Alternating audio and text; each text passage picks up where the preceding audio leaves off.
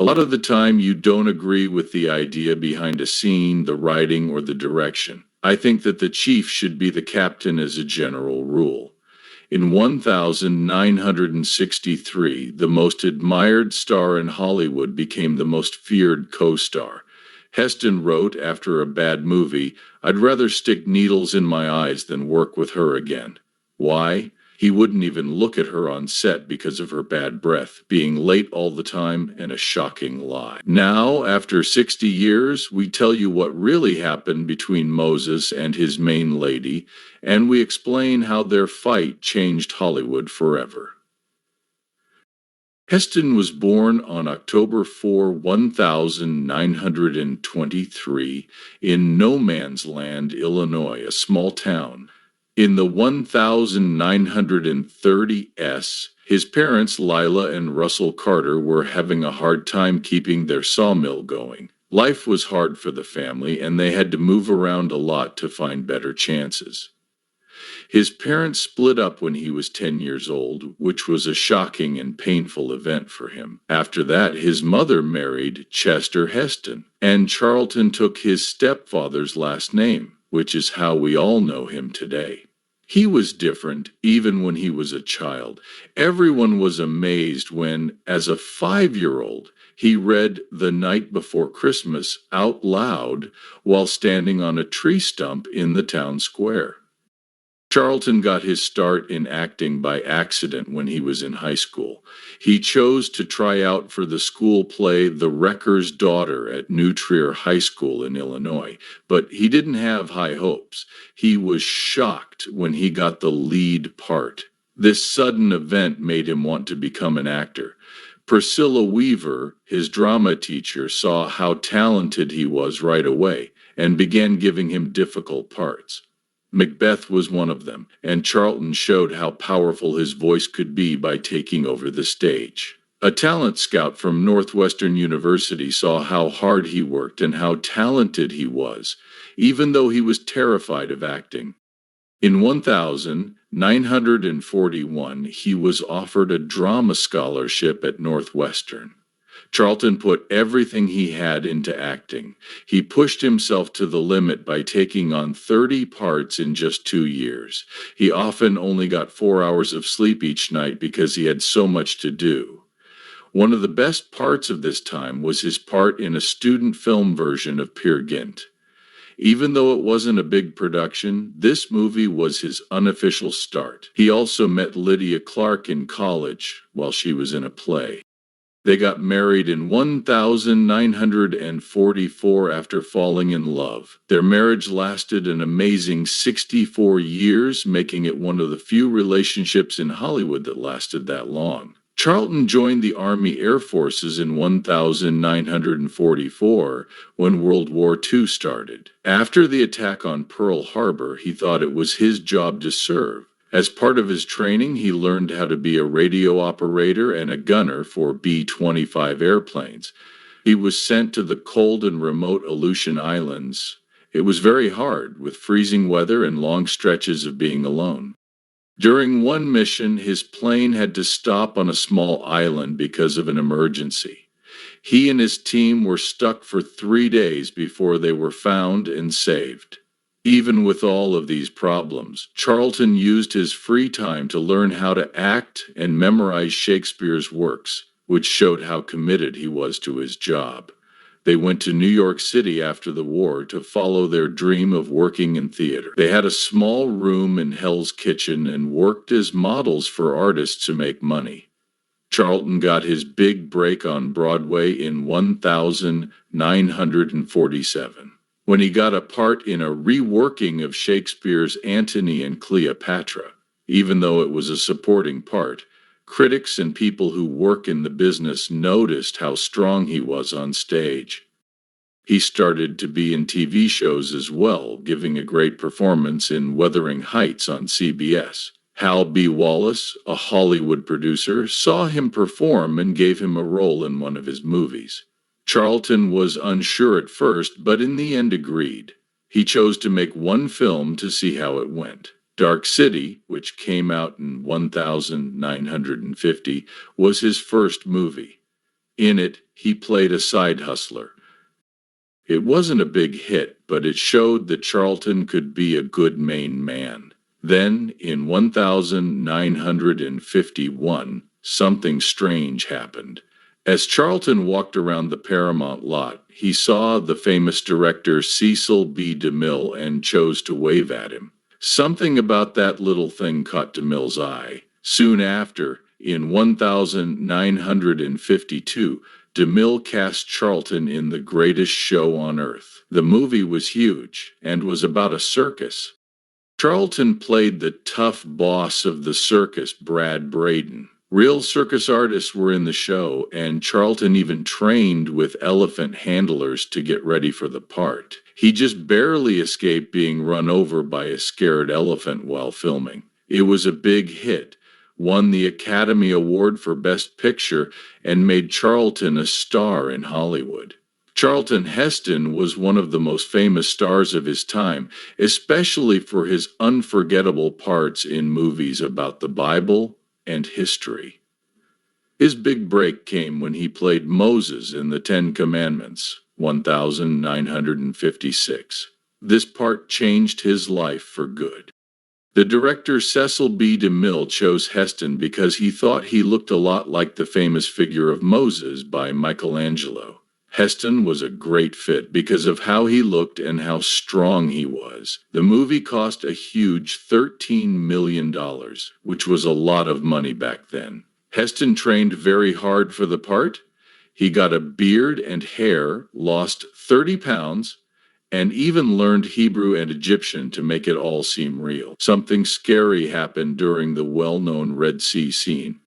His body was washed away by water because of a mistake by the special effects team. The team quickly saved him, which was good. It's interesting to know that Heston also played the voice of God in the scene with the burning bush. He said it was strange and funny at the same time that he was playing opposite himself. The movie was a huge hit and made $12,000 to $7 million, making it the highest-grossing movie of 1956. It's still shown on TV every. People still think that Heston's Moses is one of the best biblical heroes ever. His next big part was as Judah Ben-Hur in the 1959 movie Ben-Hur. He wasn't the first choice for this job, but it was the most important one of his career. The story wasn't good enough for Burt Lancaster, so he turned it down. He didn't want to wear a shirt, so Paul Newman said no. He didn't want to wear a such, so before he got the part in January 1958, even Leslie Nielsen was considered. Making the movie was a huge job. The $15 million that MGM spent was the most ever at that time. Heston put in a lot of work to get the part. He practiced 5 hours a day for more than 4 months to learn how to drive a chariot. He did a lot of his tricks in the famous chariot race. At one point in the movie, Heston almost fell out of the chariot, which almost went wrong. He worked hard, and the Oscar for Best Actor was his prize. A lot of people thought Jack Lemmon should have won for his part in Some Like It Hot, but Heston's performance was too strong to ignore. He was the star of the whole 3-5-hour movie and was in almost every scene. Ben-Hur was a big hit and won 11 Oscars, which was a record until 1997, when Titanic beat it. Heston became known as the actor Hollywood cast in parts from history and the Bible. During his career, he played 14 historical figures, which is a huge amount. Mark Antony in a 150 version of Julius Caesar was one of his first jobs. After that, he played John the Baptist in The Greatest Story Ever Told, 1965. Michelangelo in The Agony and the Ecstasy, 1965, and Andrew Jackson in The President's Lady, 1953. Because he could play such unrealistic parts, people called him Hollywood's go-to guy for God and country. His roles in The Ten Commandments and Ben-Hur made him one of the greatest actors of all time, and his work continues to inspire people today. Their first movie together was El Cid, which came out in 1961. It was a big project with two big stars, but the fights they had on set made it famous. Samuel Bronston, the producer, wanted both Heston and Loren because they were well known and would draw a lot of people. Bronston chose Heston over anyone else to play the Spanish hero Rodrigo Diaz de Vivar because he had just played the lead role in Ben-Hur. The story was minimally okay to crappy, according to Heston at first. But he liked the character, so he agreed to fly to Madrid to meet Bronston, director Anthony Mann, and screenwriter Philip Jordan. Heston signed on July 26, 1960, after talking about the part. It wasn't easy to get Loren to play Jimena. At first, she couldn't do it, so the producers looked at other actors such as Ava Gardner and Jeannie Moreau. There was even talk that Anthony Mann wanted his wife Sarah Montiel to get the part, but Heston and Bronston both said no. Finally, Loren was free to work, but she could only do it for 10 to 12 weeks. Bronston used a $1 million offer to get her. She was only the second actor after Elizabeth Taylor to get paid that much for a movie. Loren was also given $200 a week to pay her hairdresser. This made Heston mad, and it was one of many things that bothered him while they were shooting. There were problems before the shooting even began. Just 2 days before shooting, Loren asked for changes to be made to the script. The producer had to hire Ben Barsman, a writer who was on a blacklist, to rewrite the story. Someone else, Basilio Francina, was also hired by Loren to translate her lines into Italian and then back to plain English. These delays made Heston and Mann angry because they were ready to work with the first story. Loren's concern about how she looked made things worse. Putting on makeup and hair took hours, which slowed down shooting. These nice things were in her contract, but they slowed things down. She once insisted on making last-minute changes to her costume, which caused an important fight scene to be pushed back. The company lost $50,000 because of the delay, and Heston was very angry. He was always on time and did his job well, so having to wait in the hot sun for hours in full armor made him even more angry. Loren was almost 4 hours late on December 3, 1960. In his diary, Heston wrote, "Sophia's tardiness is not only unprofessional, it's downright disrespectful to everyone involved in this production." Loren's behavior also affected their scenes together. During breaks, she insisted on eating Italian food with a lot of garlic, and Heston moaned about her pizza breath during close-ups. So the schedule had to be changed in a weird way to keep her meal breaks away from their scenes. The point at which Heston lost it was when he asked for a body double for Loren's close-ups.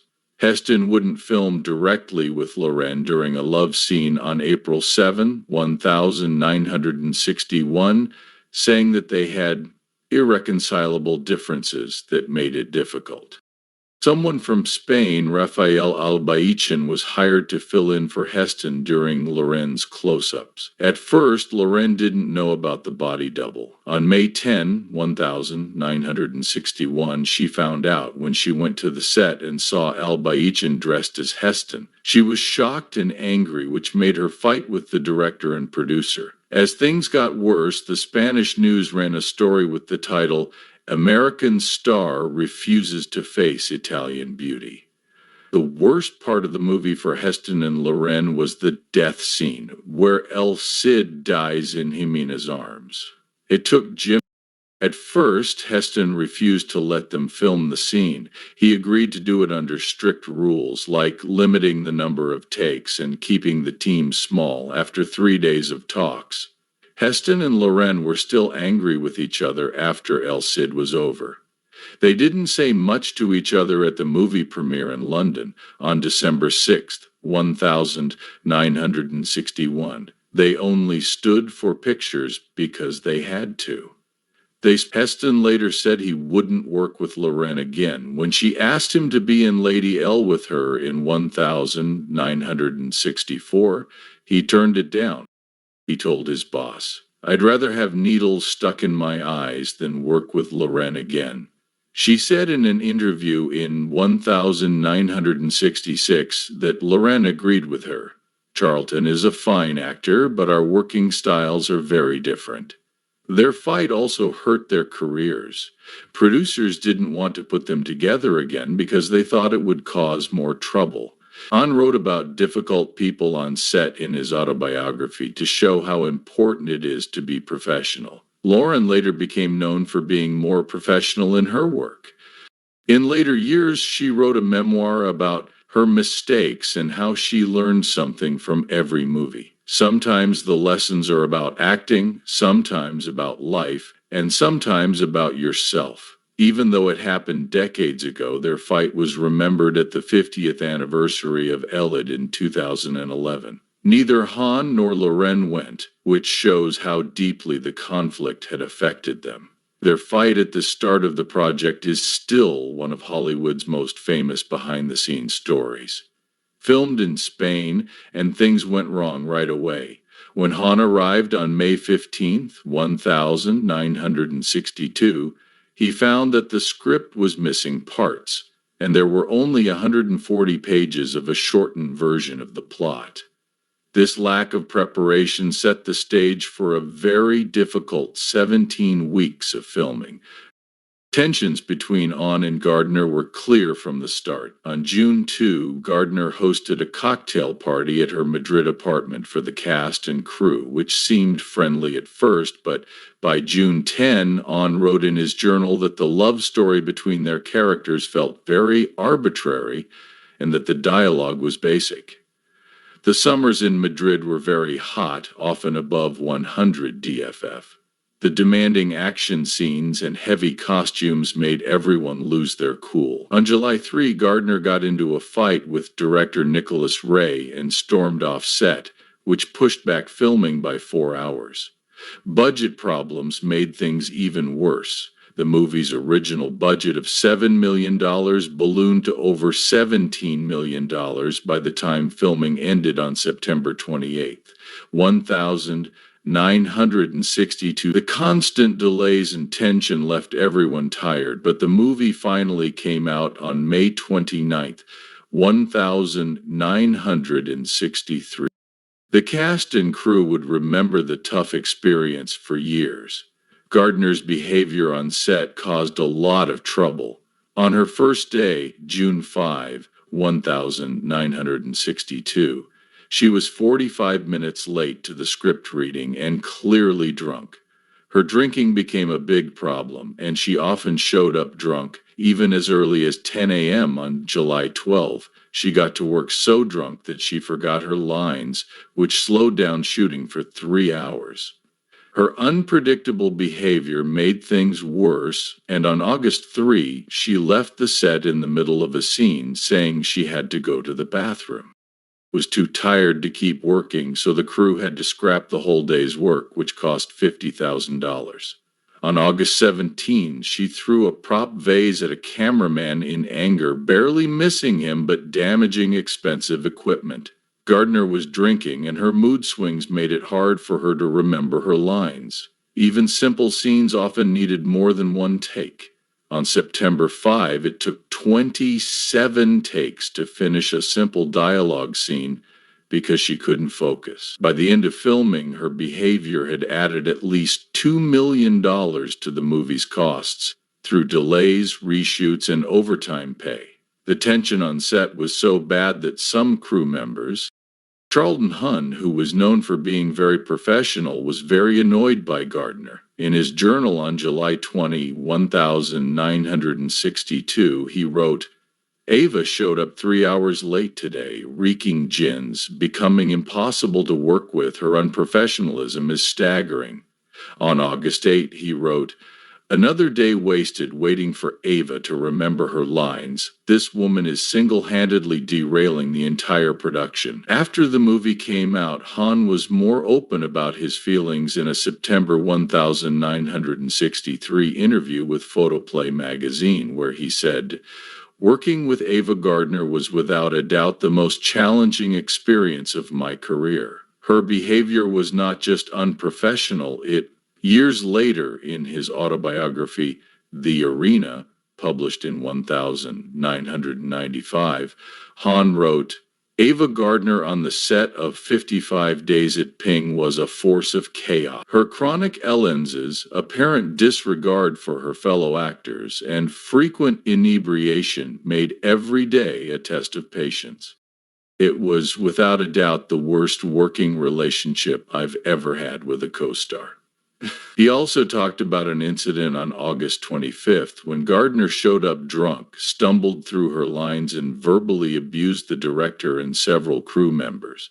When Hahn tried to help, she turned on him, and he admitted it took every. In a 1970 interview, Hahn criticized her acting, saying that Ava's performance in 55 Days was saved more by the editor than by any effort on her part. He also said that the number of usable takes was shockingly low, despite his frustrations. In a 1980 interview with American Film, Hahn acknowledged her star power, saying that for all her flaws, and there were many, Ava had an undeniable screen presence when she managed to pull herself together, which was far too rarely. More than a decade later, Hahn and Gardner worked together again on Earthquake in 1974. Many people were surprised when they agreed to work together again after Rocky. Hahn was hesitant at first, but took the part because it paid $600,000. At first, everything went well. On February 10, 1974, Hahn wrote in his journal, "Ava seems different, more focused, less volatile. Perhaps time has mellowed us both." But by the third week, things started to go badly again. On February 25, Gardner showed up 2 hours late and drunk, which led to a heated argument, and Hahn was said to have yelled, "It's like 55 days all over again." Despite these setbacks, they were able to finish the movie. The groundbreaking scenes around technology used in the earthquake scenes brought the two stars closer together. Gardner later wrote in her autobiography, "Charlton and I may have had our disagreements, but when those tremors started, we were in it together." There's nothing like shared adversity to put past conflicts into perspective. When Earthquake came out in November 1974, critics praised their on-screen chemistry, with Roger Ebert writing, "Whatever real-life tension exists between these two stars has been alchemized into a compelling portrayal of a marriage in crisis." Years later, Hahn wrote more kindly about their work together. According to an interview from 1985, working with Ava on Earthquake was, let's say, an opportunity for growth. They both brought their best performances, which made an impression on viewers. Charlton Heston had a love story that wasn't common in Hollywood. He married Lydia Clark in 1944, and they stayed together for 64 years until he died in 2008. They met in an acting class at Northwestern University, and Lydia didn't like him at first because she thought he was cocky and too sure of himself. But their first date changed her mind. He asked Lydia to marry him through a telegram, which seems silly now but was cute at the time. They got married on March 17, 1944, in a small ceremony right before he left for World War II. The wedding was simple. He only spent $12 on Lydia's ring, and she wore a violet dress and hat that matched. He later said that picture of her would stay in his mind forever. Decades later, they celebrated their 50th anniversary in a big way, with over 200 friends and family dressed in black tie. He even made booklets called Pursued Lydia, a chapter.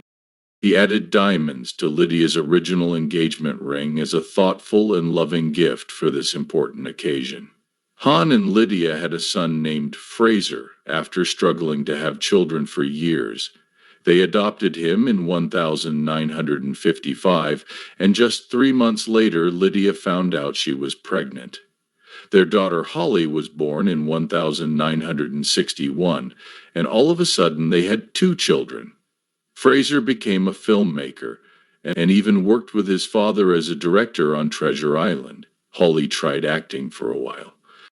Han was a very involved father, which wasn't common for big stars at the time. Holly said he always gave her his full attention when they were together, which she loved.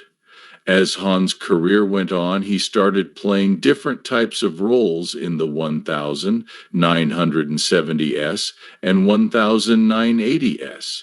He went from playing the main hero to playing more complex characters. One of his most famous roles was Cardinal Rishi in The Three Musketeers, in which he played a sneaky and cruel character that was very different from his usual heroic roles. Critics loved it and called it one of his best performances at the time.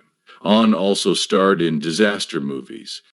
Then he was in movies like Airport 1975 and Earthquake. For Earthquake, theaters used a special effect called Sensor Round to make the seats shake like they were in a real earthquake. Han also tried directing a movie called Mother Lode in 1982, which his son Fraser wrote. It wasn't a big hit, but it showed that he was willing to try new things. Some of his most famous roles were in Planet of the Apes and Soylent Green. In Planet of the Apes, he played an astronaut who crashes on a planet ruled by intelligent apes. At the shocking end, he realizes it's really Han's emotional line, "You maniacs, you blew it up," is still remembered today for the sequel.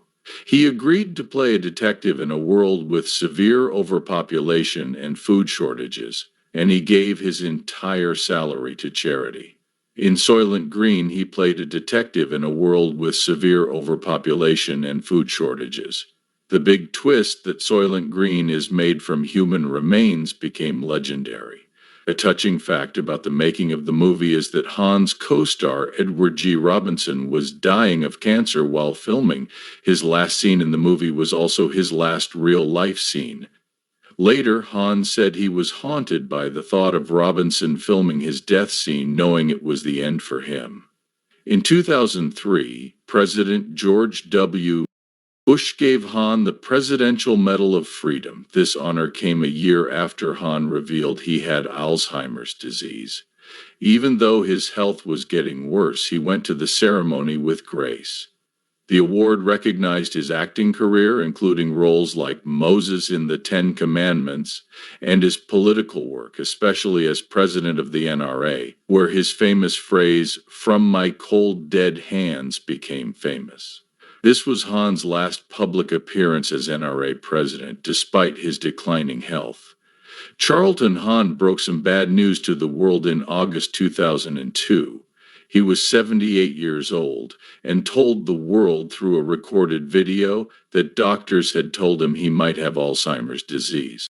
This was a big deal because famous people didn't usually talk about their health problems like this back then.